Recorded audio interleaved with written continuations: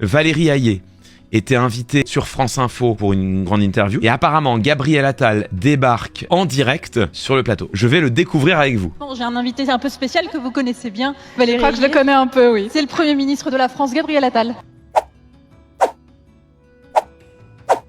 Je suis venu d'abord pour voir Valérie, on passe beaucoup de temps ensemble en ce moment. Vous êtes un peu inséparables, oui. Déjà, ça me cringe. Tu ne touches pas les gens comme ça. Et puis surtout, je suis venu adresser un message parce qu'on m'a dit qu'il y avait beaucoup de jeunes. Parce que elle n'était pas capable de le faire. Dans quelques jours aussi, on va commémorer un moment très important dans notre histoire. Du coup, elle est réduite au silence. C'est terrible. C'est son moment. Et elle a 5 minutes où elle fait plante verte. C'est insupportable. C'est pour ça qu'on agit et que l'année dernière, on a eu une baisse historique de nos émissions de CO2 en France.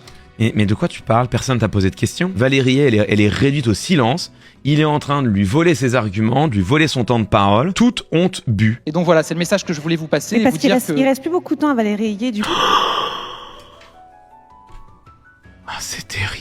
Mais vous Des êtes messages inquiet, en monsieur commun. Attal, vous êtes inquiet, c'est Et elle le relance. pour ça que vous la suivez partout, Et moi, que je vous ne la suis- lâchez pas, Non, que mais- vous faites campagne avec elle dans Moi, je ces suis européennes. À sa place.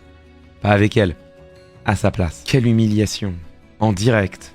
Par son Premier ministre. Quelle humiliation, c'est terrible. Déjà, sa présence face à Bardella était une distorsion du champ médiatique en attirant une focalisation excessive sur la liste du Rassemblement national, en s'octroyant une place illégitime comme seul interlocuteur du Rassemblement national, alors qu'en réalité la liste de Glucksmann est au coude à coude avec celle de Valérie Hayé. Donc il y avait déjà une authentique distorsion du champ médiatico-politique avec son duel face à Bardella qui a invisibilisé évidemment tous les autres candidats. Enfin, c'est cette mascarade sur France 2 où on a vu le Rassemblement national disposer d'un duel au sommet avec le Premier ministre, là où toutes les autres têtes de liste étaient réduites à une petite interview de quelques minutes après. C'était déjà terrible pour Valérie Hayé qui était finalement rétrogradée en numéro 2 de la campagne. Là, elle se voit même privée de ces quelques minutes de temps de parole. Vraiment, il ira tout lui bouffer, quoi. C'est d'une misogynie, d'un mansplaining absolu. Elle se retrouve renvoyée au rôle de la femme